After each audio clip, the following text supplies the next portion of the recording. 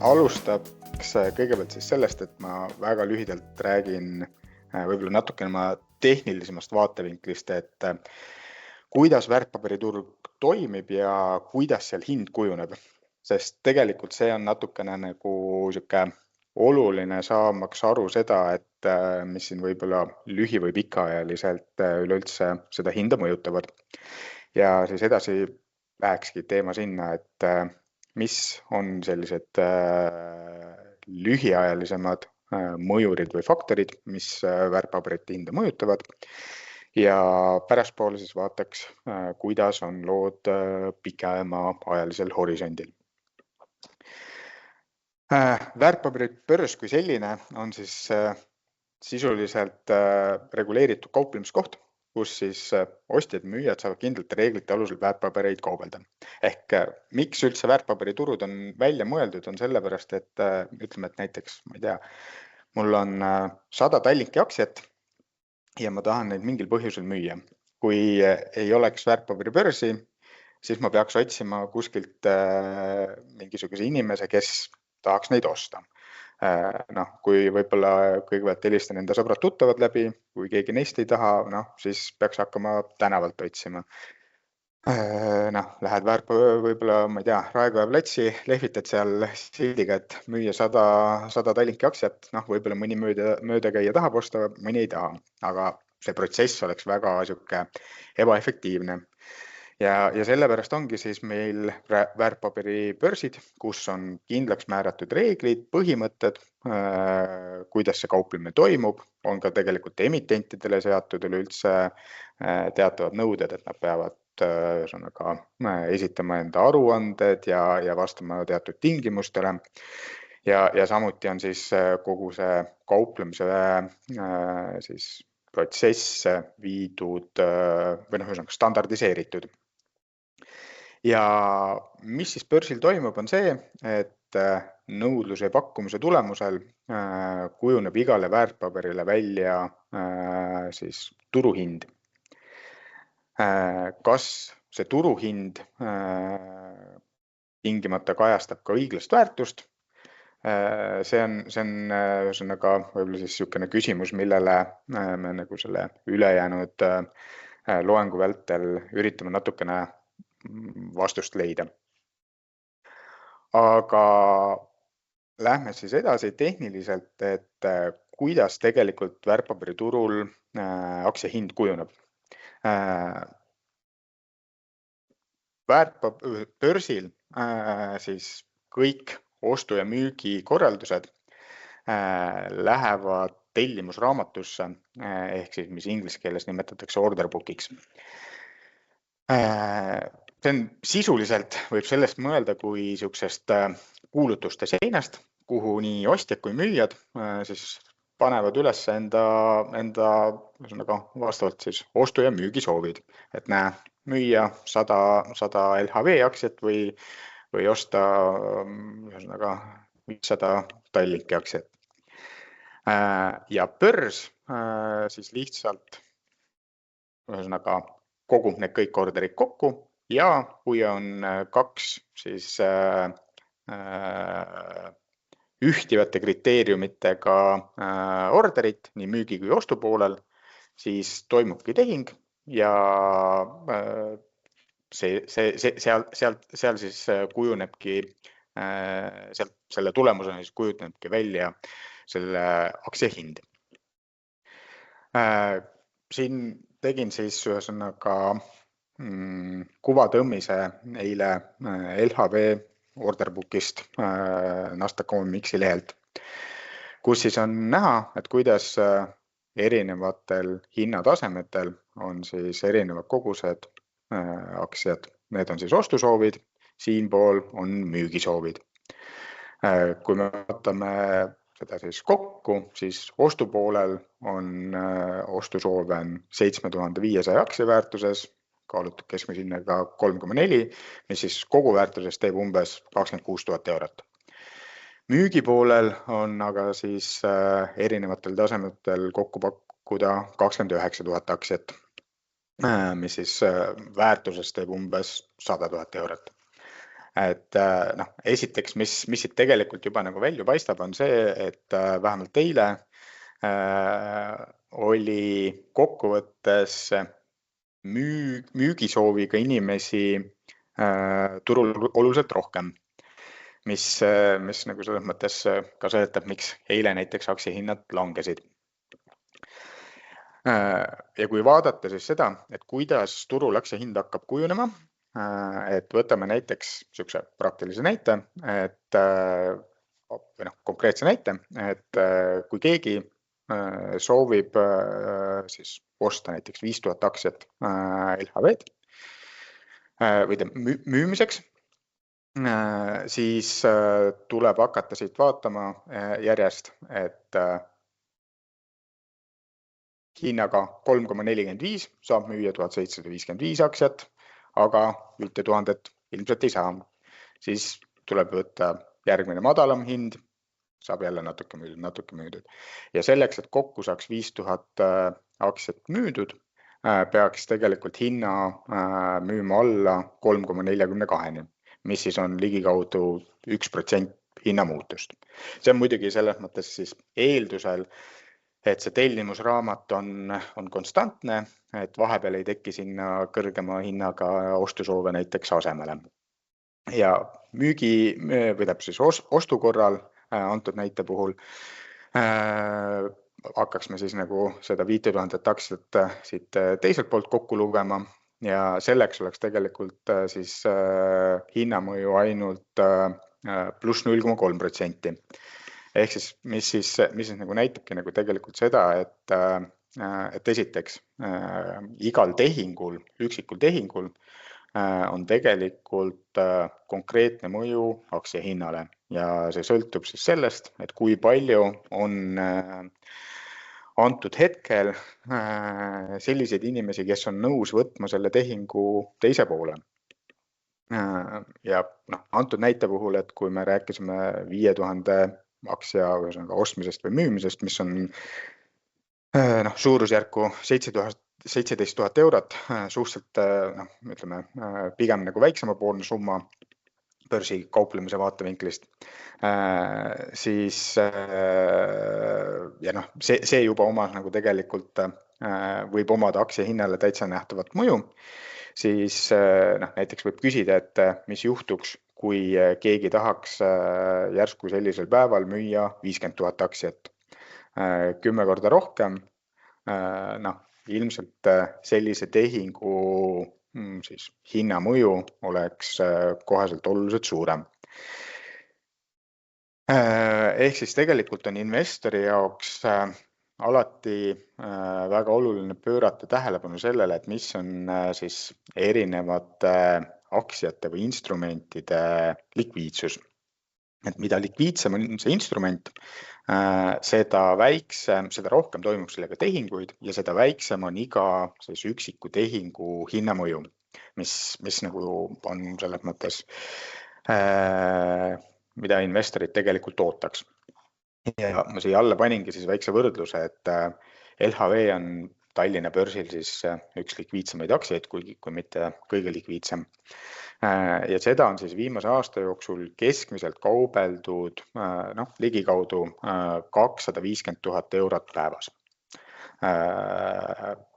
Kelle jaoks suur summa, kelle jaoks väike summa. Aga et panna see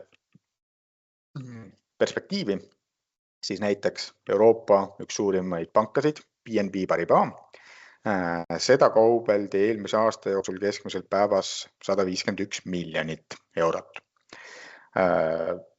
Euroopa siin vaheldava praegu vist peaks olema Euroopa siis turukapitalisatsioonil kõige suurem ettevõtte SAP.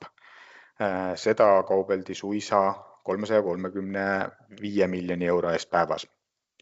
Ja siis üks maailma suurimaid ettevõtteid, Apple, selle likviidsus on täiesti omast kategooriast, seda kaubeldakse lausa siis 11 miljardi euro väärtuses päevas. Mis siis nagu näitabki nagu seda, et ilmselt kui sul on näiteks vaja 100 000 euro väärtuses müüa LHV aktsiat, siis see võib omada juba hinnale täitsa nähtavat mõju, aga Apple'i puhul see üksikorder ilmselt ei oma mingisugust märkimisväärset hinnamõju. Küll aga kui neid ühesõnaga ostjad või müüjad on ühel või teisel pool siis oluliselt rohkem, siis see hind ikkagi liigub väga järsult.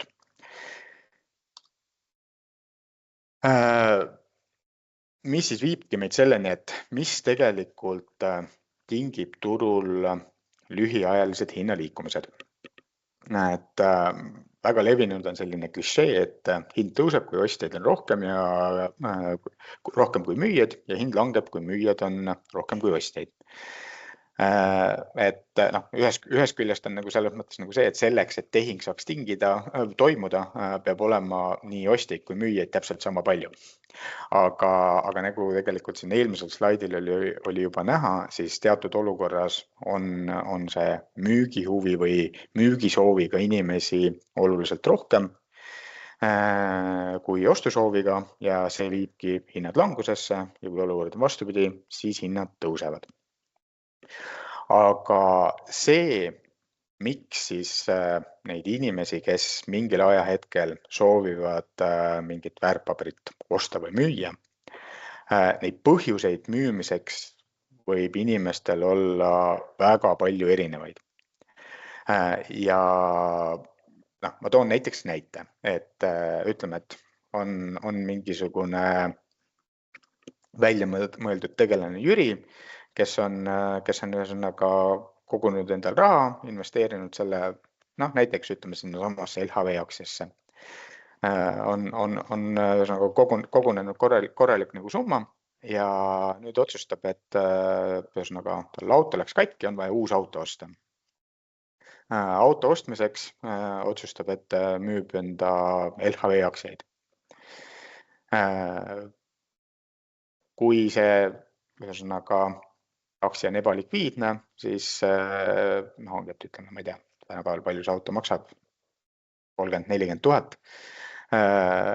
Kui ta paneb need aktsiad müüki, et tegelikult see võib juba seda aktsia hinda natukene allapoole lükata. Aga kas sellel, et Jüri tahtis osta auto ja sellepärast müüs LHV aktsiaid, on mingisugune mõju LHV kui ettevõtte õiglasele väärtusele või kas seal on mingi seos? Mina ütleks, et ei ole. Mis siis ongi tegelikult näide sellest, et lühiajaliselt need põhjused müümiseks võivad olla väga erinevad. Need ei pruugi olla absoluutselt tegelikult seotud ettevõtte majandustulemuste või ettevõtte väljavaatega, vaid need võivad olla seotud palju mingisugustel sihukestel igapäevasemate teemadega. Aga ütleme siis nii, et sihukseid likviidsemaid aktsiaid või instrumente ikkagi ennekõike liigutavad ja mõjutavad siis fundamentaalsed hinnamõjurid. Ja mis need võiks olla? Selles mõttes alati kõige nagu siuksed tugevamad mõjurid on ettevõtte tulemused ja ettevõtte siis tuleviku väljavaade. Ehk siis, kuna tegelikult investor ei osta mitte ettevõtte tänast kasumit, vaid mida ettevõte teenib tulevikus, siis investoril peaks olema mingisugune arusaam või mõte sellest, et milline selle ettevõtte käekäik on tulevikus. Selle osas kindlasti sihuke jooksev ettevõtte uudisvoog või ka siis makromajanduslikud näitajad või täpselt poliitika, tänapäeval väga populaarne tariifid, et see kõik võivad siis tegelikult ettevõtte väljavaadet mõjutada ja need siis ühesõnaga tingivad ka investorite müügi või siis ostuotsuseid. Aktsiaturgudel on õnneks või kahjuks ka väga oluline faktor sentiment ehk investorite meelestatus. Millegipärast on inimene selline, kuidas öelda,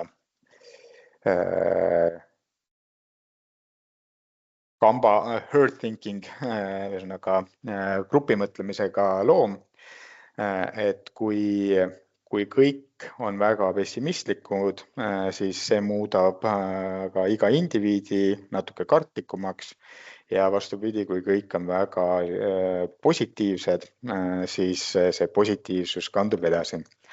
Et siin all nurgas on väike joonistus, kus on nagu selles mõttes ühesõnaga naljatletud börside toimimise loogika üle, et kuidas nagu selles mõttes see sõnum muutub väikse sammu kaupa, aga ühel hetkel võib tulemus olla nagu 180% ümber pööranud. Ja kõik see tegelikult viibki selleni, et vahepeal mingitel perioodidel investorid lükkavad hästi palju raha aktsiaturgudele ja mingitel perioodidel võetakse raha aktsiaturgudelt välja. Ja siin ülemisel graafikul siis ongi pikema perioodi kohta USA aktsiate kohta siis ostude ja müükide või ühesõnaga, et mis on nagu olnud see net flow USA aktsiatesse just välismaalaste poolt. Et siit on näha, et tegelikult on see sihuke väga kõikuv, et on mingisugused perioodid, kui ühesõnaga selgelt võetakse raha välja, mingitel perioodidel lükatakse raha suhteliselt nagu agressiivselt turule. Ehk siis kapitalivood on kindlasti selline asi, mis mõjutavad siis aktsiaturge ja läbi selle nende aktsiate hinnataset. Alati on ja mis nagu selles mõttes kapitalivooge tingivad, et ongi, see võib olla puhtalt sentiment, aga pikemas perspektiivis on seal tegelikult ka taga ikkagi niisugune fundamentaal, et kas inimestel on sääste, mida investeerida ja mida siis aktsiaturgudele suunata. Ja aktsia või üleüldse investeerimise osas on alati küsimus ka alternatiivides, et mida näiteks me siin ütleme enne koroonakriisi nägime, oli see, et kuna intressid olid ülimadalad, kohati negatiivsed, siis tegelikult raha deposiidis või madala riskiga võlakirjades hoidmine ei tundunud üldse niisugune huvitav alternatiiv. Ja väga palju niisugust vaba raha liikus sel perioodil aktsiatesse. Täna on tegelikult või viimasel siin ütleme 2 natuke pikemal aastasel perioodil on see olukord natuke teistsugune, kuna intressid on kõrgemad. Vahepeal sai ka deposiidis juba päris viisakat tootlust, mis muutis tegelikult aktsiad suhtelisel skaalal natuke vähem atraktiivseks. Ja samamoodi on siis võlakirjad, et endiselt kuigi intressid on alla tulnud, siis tegelikult nagu viimase 10 perspektiivis on võlakirjade tootlused endiselt veel suhteliselt kõrgemad.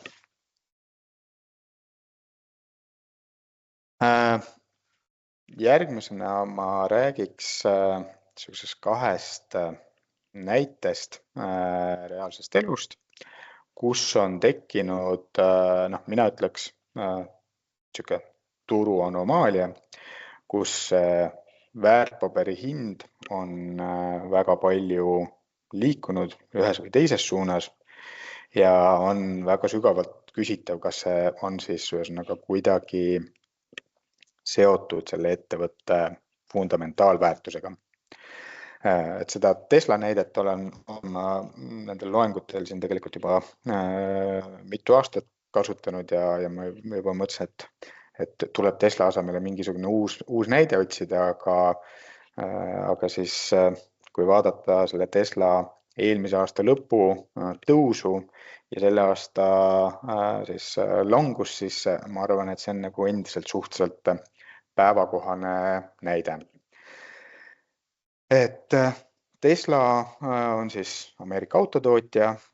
2021 aasta koroonakriisi tipus oli siis selle ettevõtte turuväärtus $1,2 triljonit ja möödunud aasta lõpus Trumpi valimisvõidu valguses suisa 1,5 triljonit. Mis on selle juures nagu niisugune, ühesõnaga siis, miks see on niisugune omapärane, on see, et tegelikult Tesla on, ühesõnaga Tesla turuväärtus oli 2021 aastal sama palju kui siis 10 järgmise autotootja turuväärtus kokku, mis siis kokku kontrollivad umbes 50% globaalsest autoturust ühikute müügi järgi. Ja sisuliselt siin 24 aasta lõpus see ühesõnaga siis väärtuste järgi jaotus oli sisuliselt samamoodi, et Tesla turuväärtus kattis vähemalt 10 järgmise autotootja väärtused kokku. Investorina peaks küsima, et kas see on ühesõnaga ratsionaalne, et kas sellist turuväärtust saab õigustada. Et jah, üks võimalus on nagu selles mõttes, et peaks alati tegema siis ettevõtte kohta sellised detailse hinnangu, hindad rahavooge, teed DCF analüüsi või siis üritad mingil muul meetodil selle õiglast väärtust hinnata. Aga DCF on selline tore asi, et sinna võib teha igasuguseid eeldusi, aga tegelikult peaks alati küsima, et kas see reaalses elus on ka praktiliselt võimalik. Et selleks, et siis see oleks õigustatud, et Tesla on ühesõnaga väärt sama palju kui need ettevõtted, kes kontrollivad 50% globaalsest autoturust, peaks eeldama tegelikult, et Tesla saabki 50% globaalsest autoturust. Puhtalt see, et et ühesõnaga autotööstus, mis on niivõrd globaalne, kas seal on realistlik, et üks ettevõte võiks nii suurt turuosa kontrollida. Varem seda kunagi või võib-olla kui väga palju tagasi minna ja Ford enda Model D-ga tuli siis ja nad selle turu alles lõid, siis võib-olla tõesti oli võimalik nii suur turuosa. Aga tänapäeva konkurentsis sellises tööstusharus 50% turuosa, mina sellesse ei usuks. See eeldaks sisuliselt seda, et kõik teised autotootjad ei suudaks siis välja tulla konkurentsivõimelise elektriautoga. Tegelikult teine nagu selles mõttes nagu aspekt, mille järgi võib-olla võiks seda Tesla väärtust õigustada, on see, et mingil põhjusel Tesla suudab neid autosid toota oluliselt kasumlikumalt. Aga siiamaani tegelikult Tesla kasumlikkus on olnud pigem nõrgemapoolne ja kui me vaatame nagu seda, et kas üleüldse, et elektriautode tootmine peaks kuidagi nagu seda tööstusharu kasumlikumaks muuta, siis ma ütleks ei. Et tegelikult on nagu selles mõttes nagu see ikkagi äri mõttes suhteliselt sama. Jah, kui me räägime sellest, et Tesla suudaks hakata siis ühesõnaga suudaks tulla välja hästi toimiva isesõitva autoga ja seda müüma, see võib seda turgu tõesti müüa või muuta. Aga kui me vaatame seda Tesla nagu hinnataset, et ajalooliselt on autosektori keskmine siis PE suhtarv ehk siis hinnakasumi suhtarv olnud keskeltläbi umbes 12 korda. Ja kui võtta siis aluseks Tesla see 2024 aasta lõpu turuväärtus, siis selleks, et Tesla aktsia oleks õiglaselt hinnatud, peaks see ettevõte mingisugusel ajahorisondil teenima $124 miljardit kasumit. Tegelikult 24 aastal teenis siis Tesla kasumit alla 8 miljardi. Ja selle 124 miljardiga oleks siis see maailma kõige kasumlikum ettevõte. Mis siis selles mõttes paneb kogu selle investorite ootused või nagu selle, et mis siis on turuhinde sisse hinnastatud tegelikult perspektiivi, et üks ettevõte, mis täna tegelikult teenib suhteliselt vähe kasumit, selleks, et selle väärtus oleks õigustatud, peab ta saama maailma kõige kasumlikumaks ettevõtteks ja siis ta oleks ka alles õiglase väärtuse pealt ehk selleks, et investor tegelikult teeniks kasumit, peaks nagu selles mõttes seal mingisugune varu jääma.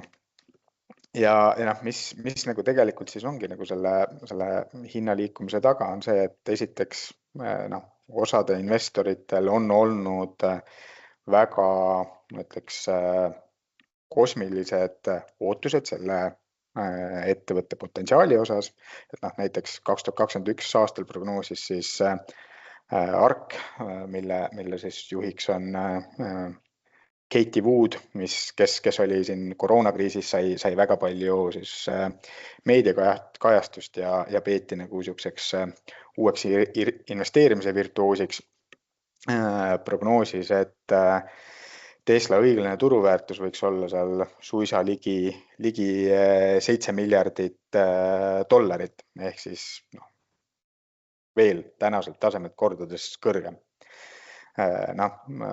Ja tema ootas, et juba siis 2026 aastaks peaks tulema ettevõtte tuludest pool isesõitvatelt autodelt. Et täna tegelikult on selge, et 2026 aastaks poolt kohe kindlasti mitte ei tule isesõitvatelt autodelt. Ehk siis, kui investorite ootused lähevad väga optimistlikuks, siis võib kajastub ka aktsia hinnas, aga kui tegelikult ettevõte ei suuda siis nendele ootustele vastata, siis tüüpiliselt toimub ka korrektsioon ja et ongi, et koroonakriisi jälgselt Tesla aktsia hind langes üle 70% ja nüüd siis 2024 aasta teises pooles, kui Trump koos Elon Muski tandemiga hakkas presidendivalimiste võidu poole jooksma, siis tõusis taas see optimism Tesla aktsia osas väga palju ja aktsia rallis peaaegu 200%. Aga kuna nüüd on võib-olla nagu selles mõttes näiteks Tesla müük on Euroopas kukkunud, siis on ka see kajastunud aktsia hinnas. Teine siuke, mõtleks, mis on ka siuke väga tegelikult ajalooline nagu juhus, on näide negatiivsest nafta hinnast, mis juhtus siis 2020 aastal ehk siis koroonakriisi ajal. Selle taust on siis see, et esiteks olid koroonapiirangud, mis rahvusvahelisele liikumisele, sisuliselt oli igal pool ka kodus töötamise kord, mis tähendas, et lennukid ei lennanud, ka siis autodega sõideti oluliselt vähem, naftanõudlus langes märkimisväärselt. Nafta tootmine on pigem nagu selles mõttes selline asi, et kui sa oled selle naftapuuraugu puurinud, siis sa ei saa seda niisama lihtsalt kinni keerata, sest et kui sa selle kinni keerad, siis sa võid selle välja selles mõttes ära rikkuda, et sa ei saa sealt pärast tegelikult seda tootmist taastada, kuna need väiksed šahtikesed nagu seal vajuvad kokku. Selle tulemus oli see, et nafta osas tootmist ehk toodangut oli, aga nõudlus langes. Naftat hakati siis igale poole ladustama. Ja USA-s on siis peamised naftahoidlad on Oklahomas Cushingus ja seal toimub ka siis VTI nafta, mis siis on USA naftahinna benchmark. Selle siis ühesõnaga Cushingus toimub nende naftafutuuride siis arveldamine. Ehk siis, kui keegi ostab naftafutuuriga naftat ja tahab saada füüsiliselt naftat, siis see toimub seal Cushingus. Seal on ka väga suured naftamahutid ja kui siis koroonakriisi ajal oligi see, et need mahutid hakkasid täis saama, eksporditerminalidest veeti ka, selles mõttes pandi laevade peale, et lihtsalt nagu seda ladustada, aga kõik laevad hakkasid täis saama. Lisaks oli seal natukene ka jällegi sükest, mõni ütleb pahatahtlikku, mõni ütleb sükest lihtsalt tehnilist, et tegelikult füüsiliselt nendes nafta siis mahutites oli vaba mahtu küll, aga see oli broneeritud kellegile, kes ise ei tahtnud seal siis parajasti naftat hoida. Ja see viiski olukorrani, et need, kes olid ostnud endale naftafutuure, et seal Cushingus see nafta kätte saada, olid olukorras, kus neil ei ole seda naftat mitte kuhugile panna füüsiliselt. Ja see viiski olukorrani, et mingi hetke kauples nafta hind suisa negatiivse hinna peal. Ehk siis see ka 20. aprillil 2020 oli VTI naftafutuuri hind $-37 barreli kohta. Aga see ei tähenda seda, et ühesõnaga igal pool sul oleks siis nafta, et kui sa oleks olnud naftat nõus ostma, et sul oleks selle eest keegi peale maksnud, vaid see hind kehtis siis ainult kindlas kohas ja kindlal ajal, et just selle kindla kuupäevaga naftafutuuri vastuvõtmisel oli siis negatiivne hind. Kõrval punase joonega on Brent, mis on siis Euroopa naftahinna benchmark. Ja nagu näha, et seal ei olnud mingisugust nagu sükest negatiivse hinna anomaaliat, et jah, nafta hind oli küll kõvasti langenud, aga negatiivsest päris kaugel. Ja see on ka siis järjekordne süke näide, et tegelikult nagu see ei saaks öelda, et nagu tol hetkel nafta kui kauba väärtus globaalselt inimeste jaoks oli negatiivne, aga osatiselt tehnilistel põhjustel kindlal ajal kindlas kohas see hind oligi negatiivne. Aga liigume siis edasi selle juurde, et mis seos on majandusel laiemalt ja aktsiaturgudel. Teatavasti on siis aktsia omandiõigus osale ettevõttest. Ja aktsia väärtus sõltub siis ennekõike ettevõtte väärtusest ehk sellest, kui palju see ettevõte teenib kasumit ja rahavooge. Aga kui me vaatame siis iga ettevõtte käekäiku, siis reaalsus on see, et enamike kaupade ja teenuste nõudlus muutub koos majandustsükliga.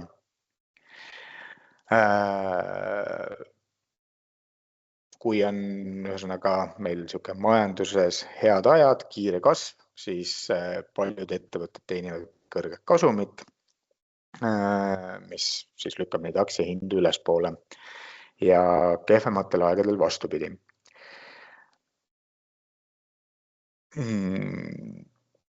Kui me vaatame sükest aktsiaturgudel toimimist, siis seal on väga palju nõnda öelda recency bias'it ehk hiljutistest sündmustest lähtumist, mis siis tähendab nagu seda, et kui näiteks täna on väga head ajad, kasumid on kõrged, majandus buumib, siis investorid kipuvad seda ekstrapoleerima ja ootavad ka tulevikus kasumite kasvu ja seetõttu tunduvad nagu selles mõttes need aktsiahinnad atraktiivsed ja inimesed ruttavad neid ostma. Aga kui toimub majanduslangus, siis väga paljude ettevõtete kasumid kannatavad, kasumimarginaalid langevad ja koheselt tundub nagu see, et nende ettevõtete sihuke fundamentaalne väärtus on ka langenud, sest et kui hakata arvutama näiteks kas või seda kõige lihtsamat PE suhtarvu, siis madalama kasumi pealt, isegi kui aktsiahind on langenud, võib see PE suhtarv tunduda suhteliselt kõrge.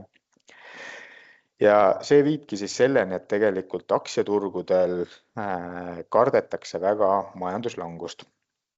Et alati, kui on sihuke suurem majanduslangus, siis see viib aktsiaturud väiksema või suurema kukkumiseni ja tekitab päris palju volatiilsust. Siin paremal pool on siis 2 graafikut, kus üleval on USA majanduskasv alates siin ühesõnaga 50-ndatest. Nagu näha, on tegelikult seal ja need hallid püstised jooned siis tähistavad majanduslangused. Et nagu näha, need majanduslangused on suhteliselt regulaarsed.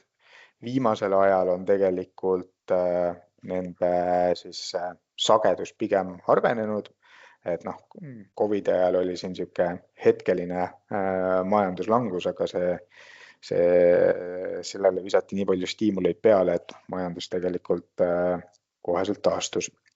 Ja allpool oleval graafikul juhiks siis tähelepanu peamiselt sellele hallile joonele, mis näitab seda, et kui palju on S&P 500 indeks kukkunud siis vastavalt viimase 2 aasta kõrgemalt tasemelt.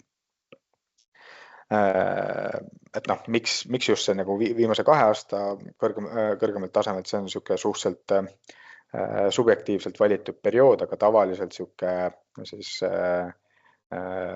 börsikorrektsioon või karuturg eriti üle 2 aasta ei kesta. Aga siit graafikult paistab väga selgelt välja, et tegelikult need suured börsilangused suuresti siis langevad kokku nende majanduslangusega. Et see ei ole selles mõttes alati ainukene börsilanguse põhjustaja. Et on ka levinud nagu selline nali, et aktsiaturud on prognoosinud, kuidas see oligi, et aktsiaturud on prognoosinud viimasest 5 majanduslangusest 8 või midagi sellist. Nii. Liigume edasi ja siin on siis võib-olla 2 näidet konkreetsete ettevõtete baasil. Et lihtsalt illustreerimaks seda, et laias laastus tegelikult pikal perioodil toimib see seos, et ettevõtte fundamentaal ja aktsiahind liiguvad käsikäes. Ülemisel graafikul on siis Procter & Gamble. Ma olen kasutanud siin siis konsensuse poolt oodatavat järgmise 12 kuu kasumit, sest et aktsiahind pigem vaatab ettepoole, aga ütleme niimoodi, et kui siin kasutada ka siis raporteeritud viimase 12 kuu kasumit, siis ega see pilt näeks suhteliselt samasugune välja.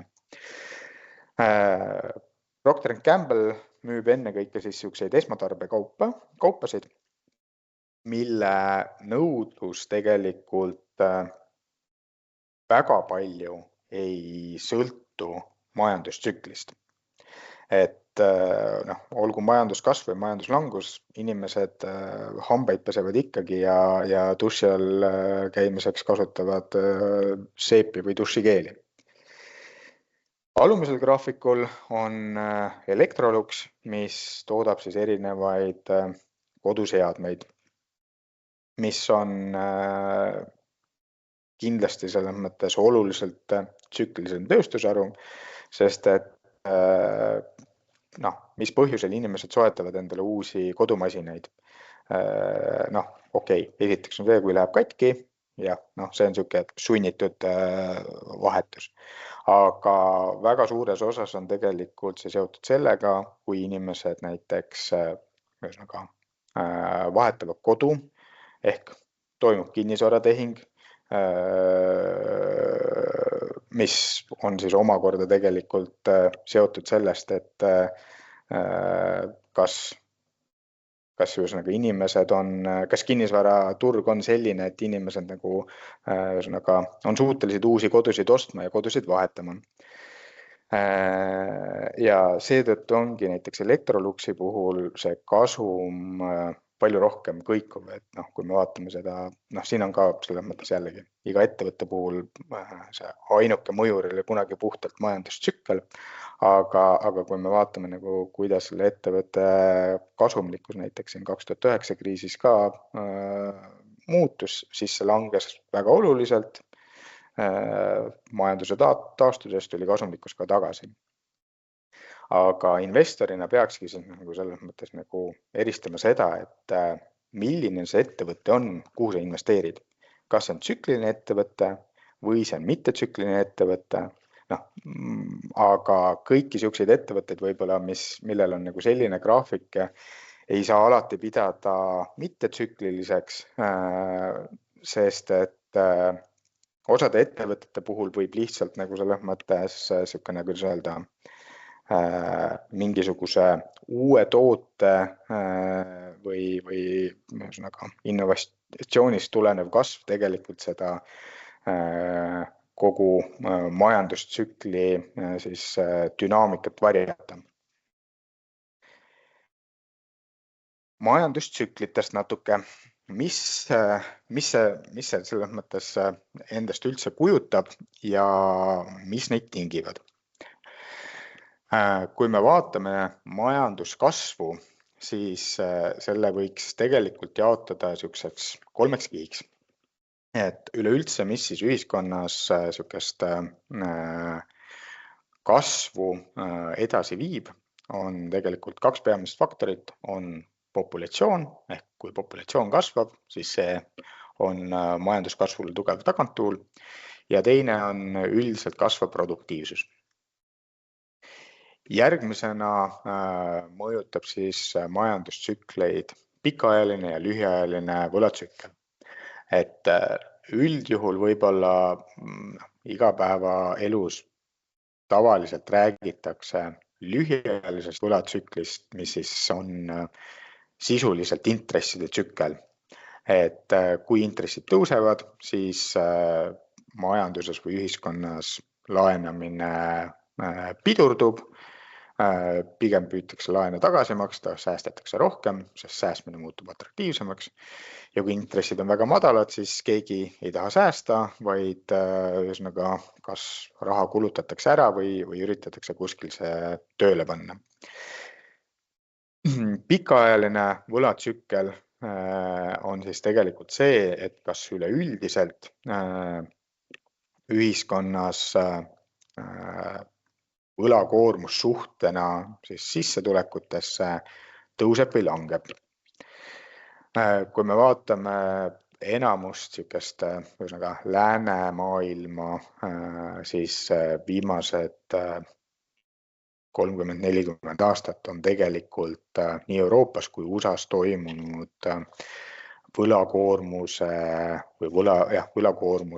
järk-järguline kasv. Ja täna on tegelikult nii Ameerikas kui Euroopas see võlakoormus kasvanud suhteliselt ebamugavalt kõrgele tasemele.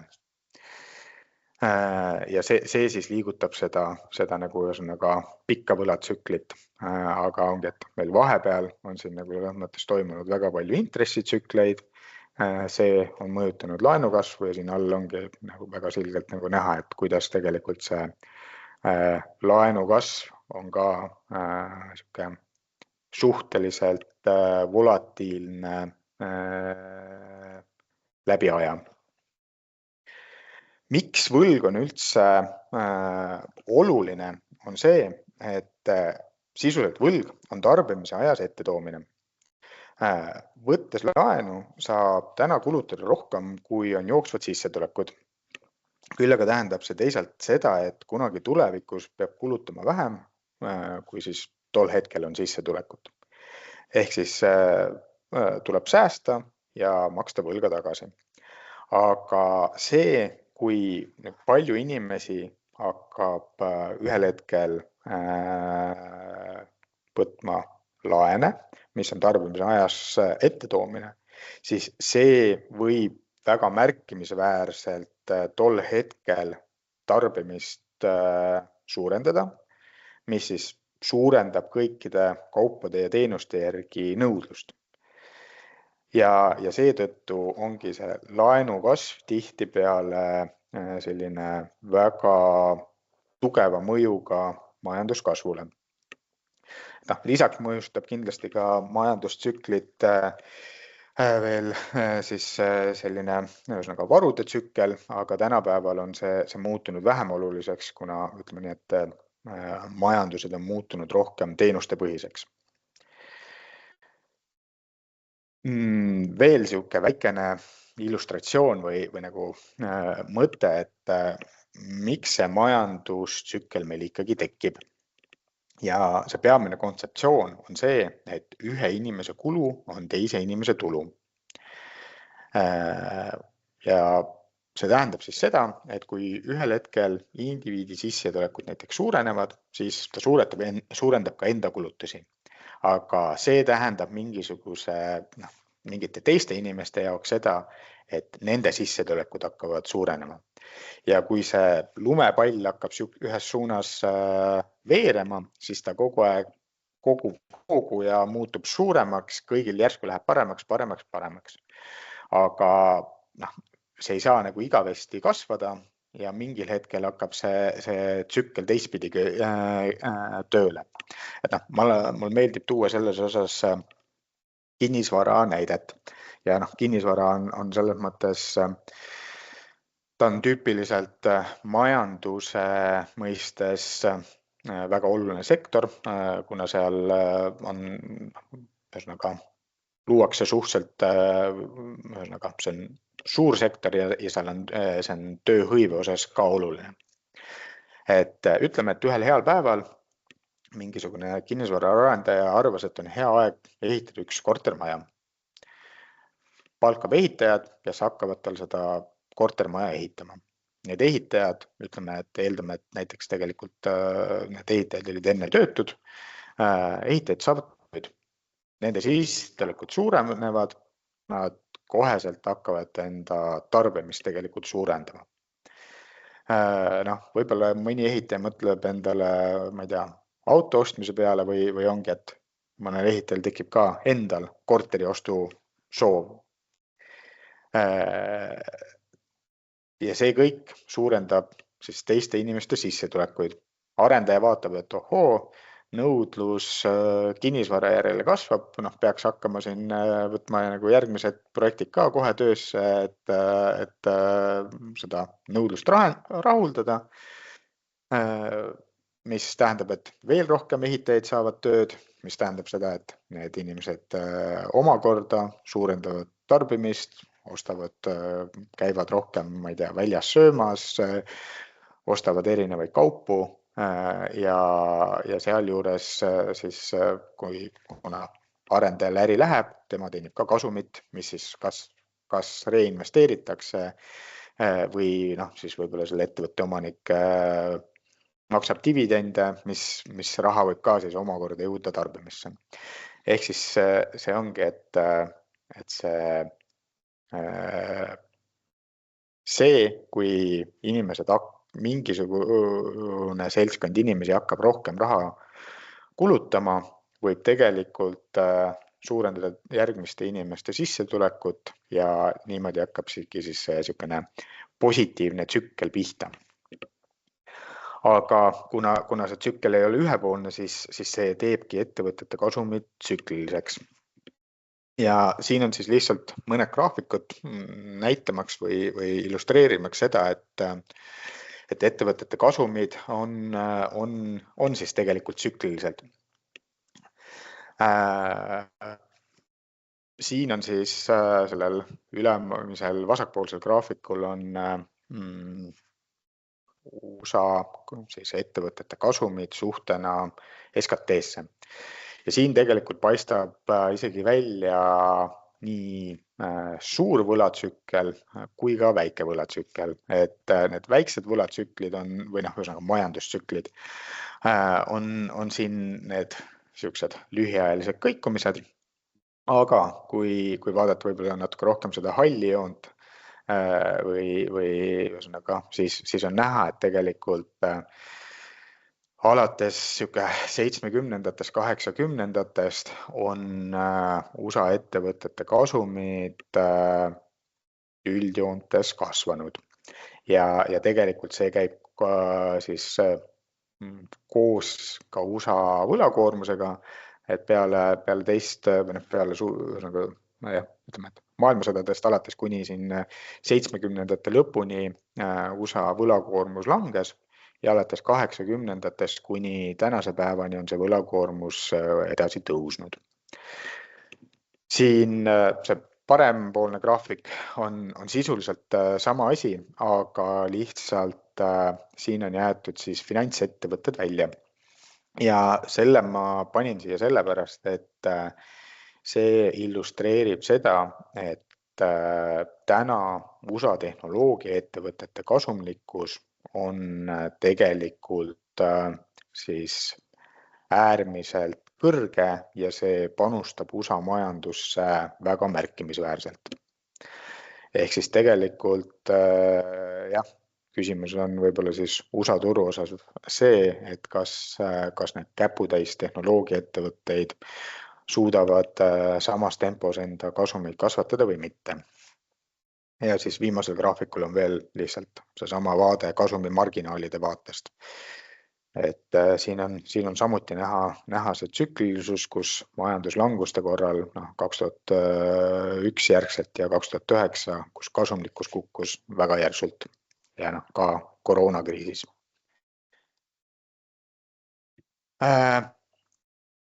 Selleks, et ühesõnaga investor saaks aru, kus me majandustsüklis paikneme, tuleks jälgida erinevaid makromajandusnäitajaid.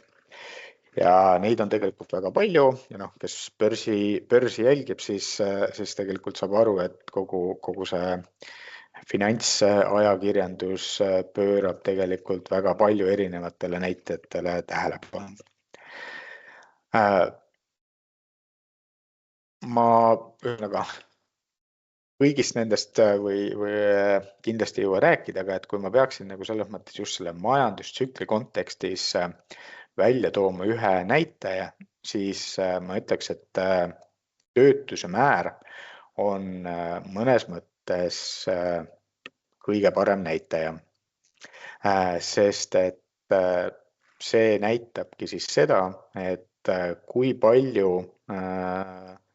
on inimesi, kellel on töökoht, kes siis ühesõnaga teenivad tulu, mida saab kulutada ja kui nende inimeste osakaal siis ühesõnaga, kui siis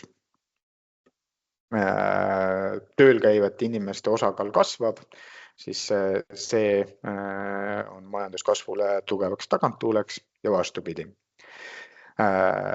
Töötuse määr on selles mõttes huvitav, et kui vaadata seda graafikut, siis see on jällegi Ameerika Ühendriikide kohta, siis töötuse määras esiteks toimus siin koroona ajal sihuke hetkeline hüpe, aga sisuliselt kui kõik need piirangud lõppesid, siis väga kiiresti ka tööjõuturg taastus ja jätkus samast kohast. Kui me vaatame, kus siin selles mõttes 2024 aasta alguse poole oldi, siis ajalooliselt on nii madal töötuse määr olnud väga harvadel juhtudel, siin 50-ndatel. Ja kui me vaatame selle graafiku dünaamikat, siis oluline on see, et see töötus on selline, töötuse määr on sihuke loom, kes ei taha paigal püsida. Et ta pidevalt kas tõuseb või langeb. Ehk siis, kui me oleme nagu selles mõttes väga madala töötuse määra juures, siis minule kui investorile ütleks seda, et me pigem oleme majandustsükli siukses lõpuküpses faasis. Et see ei tähenda seda, et madal tööpuudus ise põhjustaks majanduslangust, aga lihtsalt see tööpuudus ei saa ühesõnaga lõpmatuseni langeda ja ühel hetkel madal tööpuudus viib siis selles mõttes palgakasvu ülesse, mis viib tootmiskulud ülesse, mis hakkab nagu selles mõttes vähendama mingil hetkel nõudlust ja siis hakkabki selles mõttes see tsükkel teistpidi käima. Ja kui me vaatame siis USA töötuse määra, siis tegelikult on see siin viimase aasta jooksul juba hakanud vaikselt tõusma. Ja näed ongi, kui vaadata seda ajalugu, siis tihtipeale on nagu see, et kui see juba natukene tõuseb, siis ta tegelikult mõne aja pärast tõuseb oluliselt rohkem. Aga selle töötuse määra probleem on see, et see on tegelikult aktsiaturgude mõttes kasulik ainult selleks, et võib-olla aidata positsioneerida, kus me täna oleme. Aga see ütleb meil suhteliselt vähe tuleviku osas, sest et see töötuse määr tegelikult liigub suhteliselt pika viitega. Ehk siis ettevõtted lasevad inimesed töölt lahti alles siis, kui nende kasumid on kukkunud ja tegelikult need inimesed ei pruugi veel koheselt jõuda ka töötuse statistikasse, et seal tavaliselt on mingisugune lõtk vahel. Ehk siis aktsiaturgude mõttes on see sihuke selgelt nagu tagavaatepeegel. Aga jah, selleks, et saada aru võib-olla, et teha eeldusi selleks, et kuhu me võime minna, esmalt peaks teadma, kus me oleme. Aktsiate siis pikaajalistest mõjuritest on kindlasti ka väga oluline siis driver aktsiate hinnatase. Ja kui siis vaadata, et kui palju siis hinnatase või hinnakordajad selgitavad aktsiate hinnaliikumisi, siis see sõltub väga suuresti perioodist, mille kohta seda vaadata.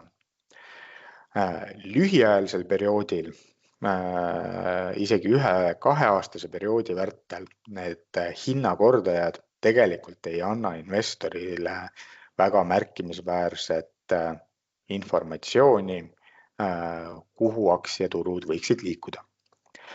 Aga mida pikem on see ajahorisont, seda suuremaks see tõenäosus kasvab.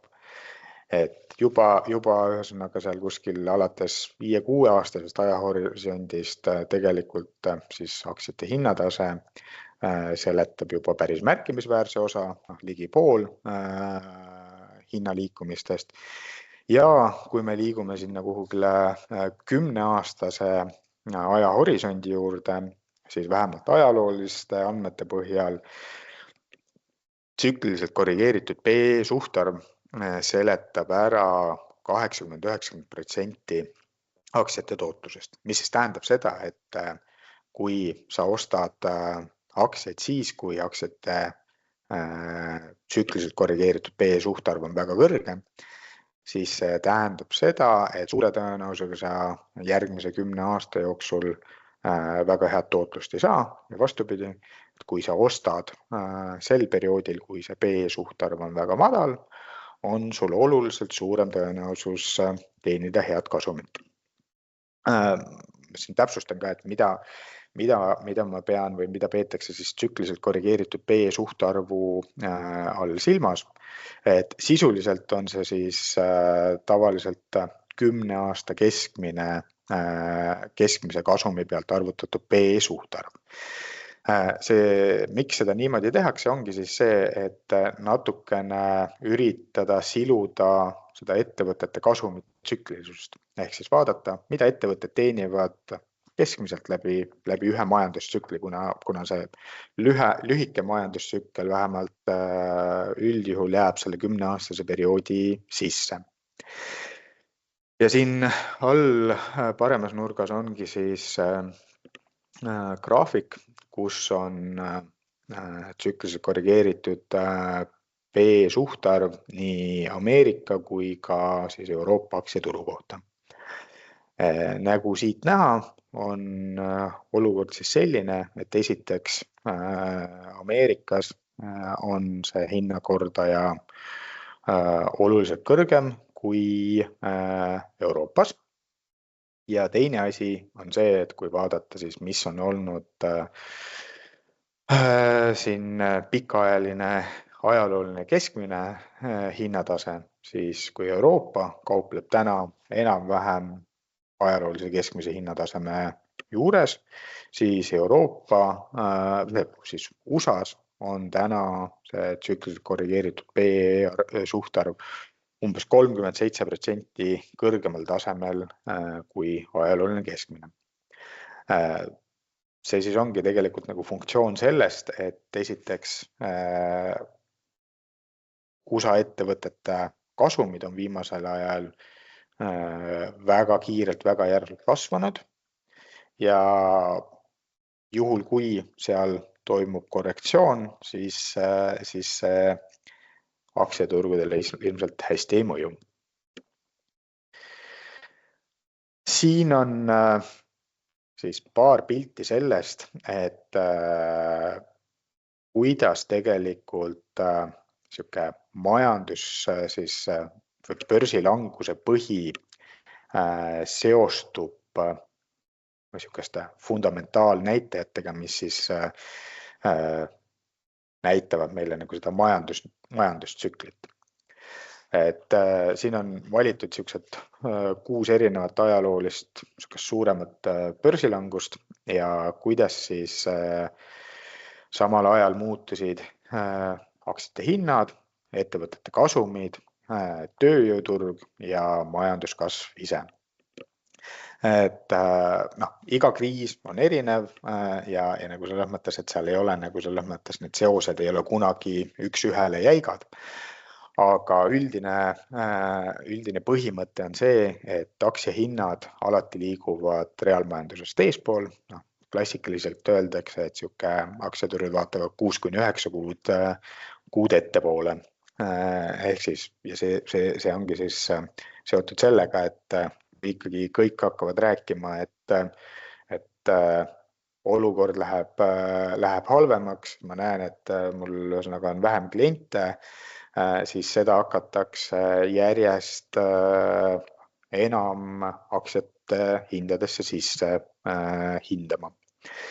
Ja tüüpiliselt siis aktsiahinnad liiguvad esimesena ja siis tulevad järgi ettevõtete kasumid, majanduskasv ja tööhõive.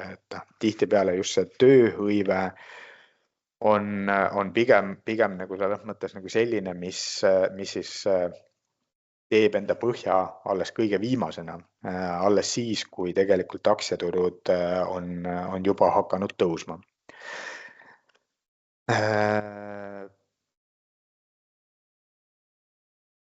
Jah, liigume siit edasi. Mida investorid siis peaksid kindlasti just aktsiaturgude mõttes alati silmas pidama, on see, et tegelikult aktsiatesse tasub investeerida siis, kui sa oled valmis olema seal aktsiaturul pikalt investeeritud. Ehk siis tegelikult olla pikaajaline investor aktsiaturul annab investorile kõige parema eelise ja kui mõeldagi nagu näiteks kas või seda, et ütleme, teie enamik olete noored inimesed teil on kogu elu tööl käiv periood alles ees ja te hakkate alles pensioniks koguma. Ja küsimus on selles, et tegelikult kas, ütleme, täna, ma ei tea, 25-aastane inimene peaks üldse pensioni kogumise vaatevinklist väga palju mõtlema või siis muretsema majandustsükli pärast. Et ma olen täiesti kindel, et järgmise 40 aasta jooksul või natuke peale, mis ilmselt keskmine inimene tööl käib, neid majandustsükleid tuleb mitmeid ja tuleb kohe kindlasti. Aga kui su investeerimishorisont on niivõrd pikk, siis tegelikult võib ka neid täitsa ignoreerida, kui sa ei suuda neid majandustsükleid ajastada. Ja siin parempoolsel graafikul ongi siis välja toodud, et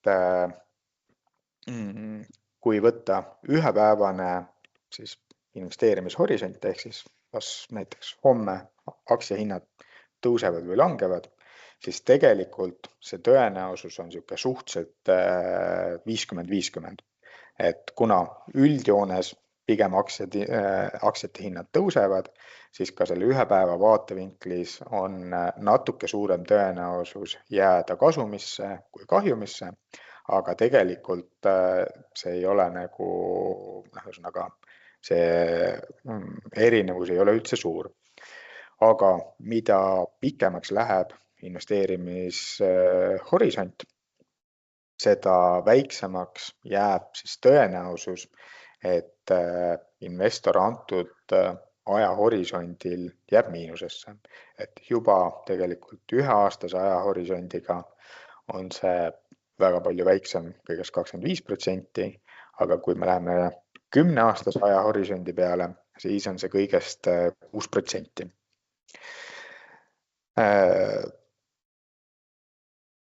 Juhiks siis veel tähelepanu sellele, et tegelikult volatiilsus aktsiaturgudel on turgude täiesti tavapärane osa ja kogenud investorid on nendega juba selles mõttes väga harjunud. Ja siin alumisel graafikul on siis välja toodud viimase 45 aasta kohta jällegi siis S&P 500 indeksi kohta. Need punased numbrid tähistavad seda, et kui suur on olnud kõige suurem aastasisene langus. Ja need hallid postid tähistavad siis seda, et mis oli aasta kokkuvõttes tootlus. Ja kui me vaatame siis seda graafikut, siis keskmisel aastal on aastasisene langus olnud umbes 14%, aga vaatamata sellele on siis 75% aastatest turg kokkuvõttes lõpetanud kasumis. Et pigem peaks tegelikult selles mõttes investor selliseid suuremaid börsilangusi ära kasutama, sest sellise languse järel ostmine suurendab oluliselt tõenäosust, et järgneval perioodil ollakse kasumis. Ja mida investor peaks kindlasti silmas pidama, on see, et siis erinevate varaklasside puhul on võib-olla siis see tootluste varieeruvus erinev. Kui me vaatame siis näiteks seda üheaastast investeerimishorisonti, siis aktsiate puhul on see jälle siin sama asi, et tegelikult sul on natuke suurem tõenäosus on plussi jääda, aga ikkagi suhteliselt 60-40. Aga sinine pulk tähistab siis võlakirjade tootluste varieeruvust. Ja kui me vaatame võlakirju, siis see on, kuidas öelda, selle keskpunkt on pigem selgelt plussi poole peal ja see varieeruvus on selgelt väiksem. Ehk siis võlakirjadega ka üheaastase investeerimishorisondi puhul on oluliselt väiksem tõenäosus jääda miinusesse. Kui me läheme pika selle ajahorisondi juurde, siis on selge see, et aktsiate pikaajaline tootlus on kõrgem kui võlakirjadel ja pika aja peale läheb ka aktsiate tootluse varieeruvus oluliselt madalamaks. Aga see graafik on iga investori jaoks selles mõttes oluline, et igaüks peab tegelikult välja mõtlema enda jaoks selle, et kui pikaks perioodiks tegelikult ta saab enda raha investeerida. Et tüüpiliselt on ikkagi väga palju seda, et see raha, mida investeeritakse, seda mingil hetkel läheb vaja, et ongi kas siis mingisuguse uue eluaseme soetamiseks või midagi sellist. Ja kui inimene juba teab, et tal mingisuguse perioodi vältel seda investeeritavat raha läheb vaja, siis ta peaks kindlasti enda investeerimisotsuste langetamisel ka seda arvesse võtma. Ja kui see investeerimishorisont on pigem lühemapoolsem, siis tuleks investeerida sellistesse instrumentidesse, mis aitaks siis vältida lühiajalist kapitali kaotust.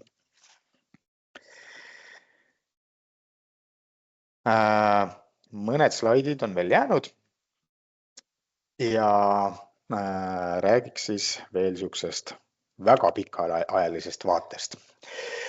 Et kui ma enne juba nagu selles mõttes mainisin natukene seda pikka võlatsüklit, mis tegelikult on juba enamike investorite jaoks suhteliselt hoomamatu, seda põhjusel, et selle pika võlatsükli pikkus on niivõrd pikk, et tüüpiliselt investor elab ainult nagu selles, ühesõnaga, ta näebki enda eluaja jooksul ainult seda ühte tsüklit ja ta ei oska võib-olla käituda, kui see tsükkel muutub. Lühiajalisi võlatsükleid, vanemad inimesed on juba nagu näinud mitmeid ja ilmselt nagu on tekkinud ka mingisugune kogemus, kuidas siis nagu selles mõttes enda investeeringuid vastavalt sellele juhtida. Aga lisaks sellele on siis tegelikult oluline pöörata ka tähelepanu sellele, et kuidas üleüldse mingi regiooni või riigi konkurentsivõime ja siis majanduslik tõus või langus ajas muutub. Siin all oleval graafikul on siis toodud välja viimase 2000 aasta orienteeruv maailma siis GDP breakdown peamiste regioonide järgi. Mis siit selgelt välja paistab, on see, et tegelikult alates siis meie ajaarvamuse algusest kuni siin 1800 alguseni oli selgelt maailmas kõige dominantsem jõud Aasias, India ja Hiina. Siin 1800 hakkas tasakaal vaikselt muutuma. India ja Hiina osakaal maailma majanduses on siis oluliselt langenud. Kõigepealt hakkas pead tõstma UK, aga natuke hiljem juba Ameerika Ühendriigid. Ja Ameerika Ühendriikide majanduses siis osakaal tegelikult saavutas enda tipu seal kusagil 1950-ndatel, aga ütleme, et kuni 2000-ndate aastateni see püsis suhteliselt stabiilselt. Aga mis meil siin viimase 25 aasta jooksul on tegelikult hakanud toimuma, on see, et USA osakaal siis globaalses majanduses on vaikselt hakanud langema. Ja seda ennekõike sel põhjusel, et Hiina on kasvanud väga jõudsalt. See graafik lõpeb küll 2017 ära, ei leidnud mingisugust värskemat graafikut, aga ma võin öelda, et see viimastel aastatel pigem need trendid on täpselt samamoodi jätkunud, et see Hiina kasv on olnud vaatamata kõigele pigem kõrgem kui Ameerika Ühendriikidel. Mis viib ühe riigi või regiooni majandusliku tõusuni, on peamine see faktor selle taga on tegelikult mingisugune tehnoloogiline innovatsioon, mis aitab teha asju efektiivsemalt. See omakorda tekitab majanduslikku edu ja koos sellega tavaliselt käib kaasas ka veel sõjaline võim. Kui me mõtleme võib-olla selle graafiku peale, et Hiina ja India, omal ajal ajalootunnist paber, kus leiutati Hiinas portselan, ühesõnaga omal ajal oli selles mõttes selgelt Hiina see innovatsioonikeskus koos Indiaga. Aga see on ühesõnaga aja jooksul muutunud, et näiteks kui oli 1800 eurooplased õppisid ehitama siukseid laevu, millega kannatas sõita üle ookeani ja sealt tuli tegelikult see peale Euroopa kasv ja see viis ka Ameerika avastamiseni ja sealt ka selle Ameerika kui siukse varasemalt suhteliselt kasutamata kontinendi ekspluateerimiseni. Aga miks ma võib-olla selles mõttes seda pikaajalist vaadet siia juurde viskan, ongi see küsimus, et täna Ameerika Ühendriikide osas hinnatasemed on kõrged, aktsiate osas investorite optimism on ka endiselt kõrge, aga teisalt võib tekitada küsimusi, kas nende majanduslik domineerimine tingimata sellisel kujul jätkub ka tulevikus. Et need trendid, mis on siin graafikul, need on väga pikaajalised. Neid ei pruugi selles mõttes, need ei pruugi märkimisväärselt muutuda isegi meie eluajal, aga kui need hakkavad agressiivsemalt muutuma, siis see kindlasti mõjutab ka väga palju aktsiaturge. Ja toon siin veel ühe siukse ajaloolise näite Jaapanist, mida võib ka täna võib-olla lihtsalt see aitab võib-olla täna natukene panna seda Ameerika turgu perspektiivi. Nimelt oli peamiselt 80ndatel Jaapanis väga tugev majanduskasv, aktsiatururalli. Seal oli nende põhjustest ei hakka täna rääkima, aga põhimõtteliselt devalveeriti valuutat, mille tulemusena hakkas majandus kasvama ja hoiti kunstlikult intresse madalaid, mis tekitas omakorda kinnisvarabuumi ja nii edasi. Aga 89. aastaks, kui oli Jaapani turu kurikuulus tipp, moodustas Jaapani turg globaalsest aktsiaturust umbes 45%. Ehk see Jaapan oli globaalse aktsiaturu mõttes sisuliselt kõige olulisem turg. Samal ajal oli Jaapani osakaal globaalsest SKT-st ainult 17%.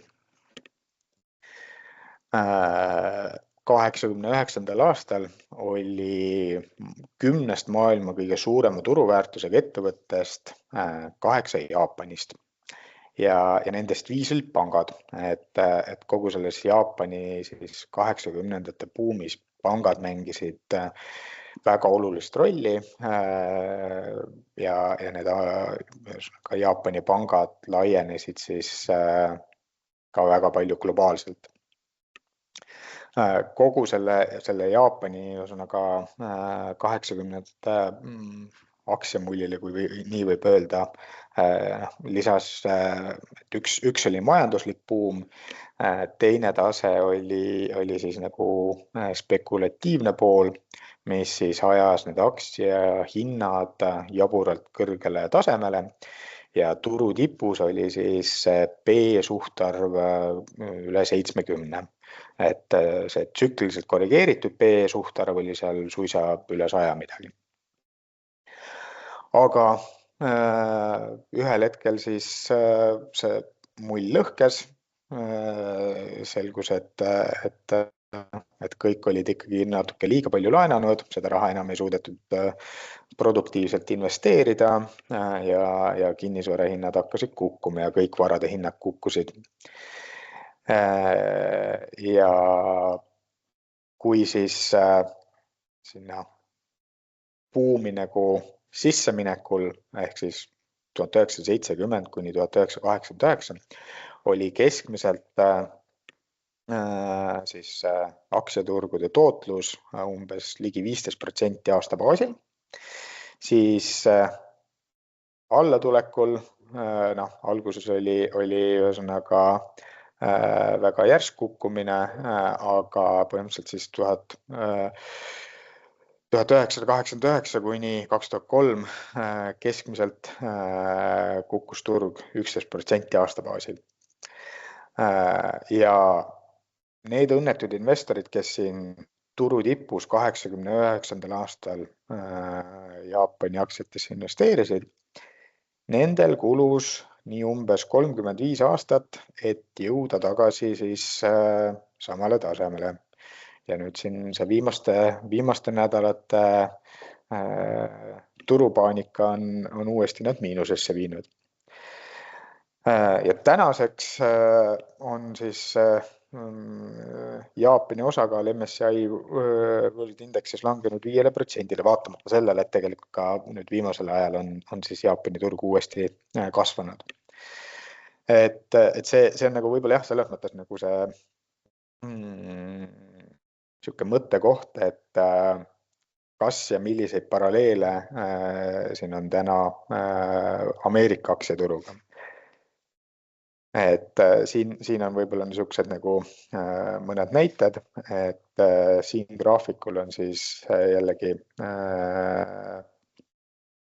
halli joonega USA ettevõtete turuväärtus siis globaalsetest ettevõtete turuväärtusest ja see on siin üle 60%. Samal ajal on väga selgelt kasvanud ka siis osakaal kasumitest ja see on ka täna üle 50%. Ehk seal väga selgelt Ameerika ja Ameerika ettevõtted on globaalselt väga domineeriva tähtsusega. Aga pigem tundub, et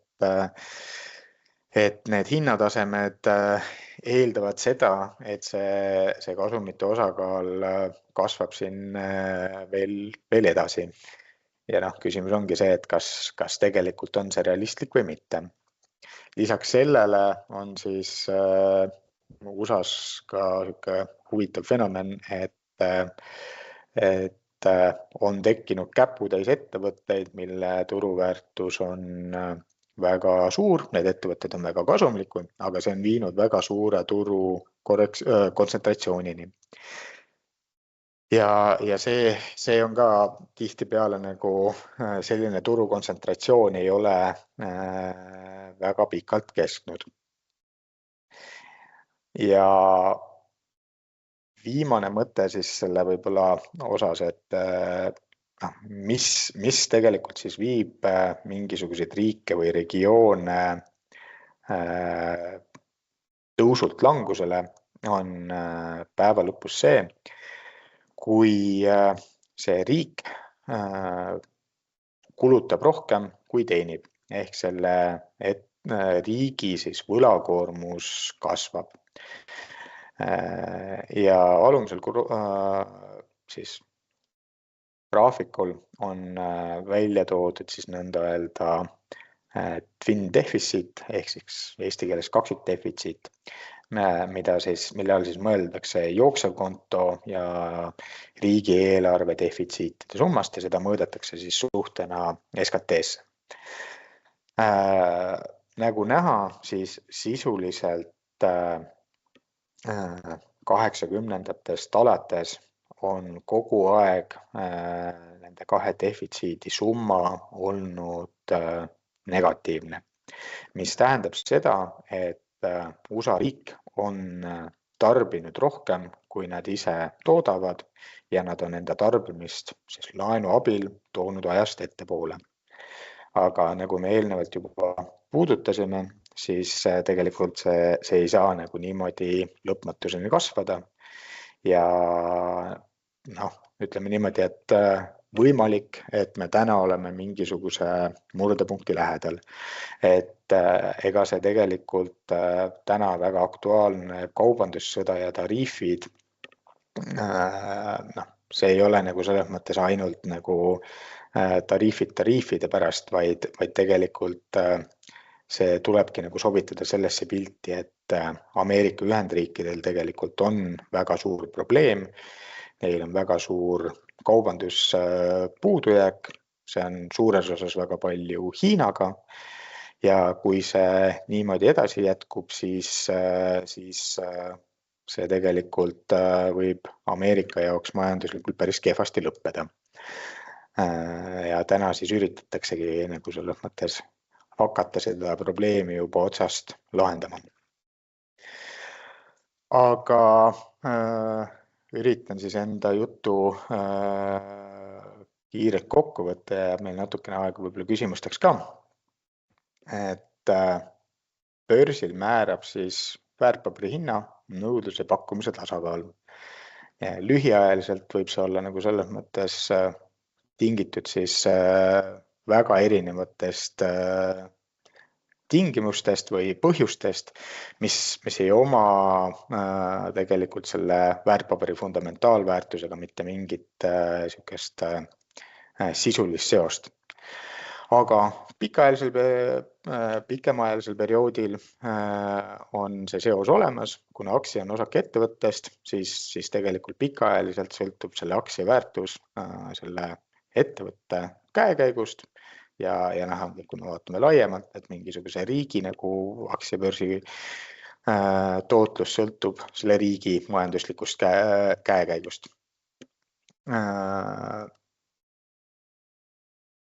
Pikemal perioodil siis fundamentaalnäitajad ja turuväärtus pigem käivad käsikäes, see suhe ei ole väga jäik ja üks ühele, seal võib olla päris palju lõtke sees, aga üldjoontes see seos toimib.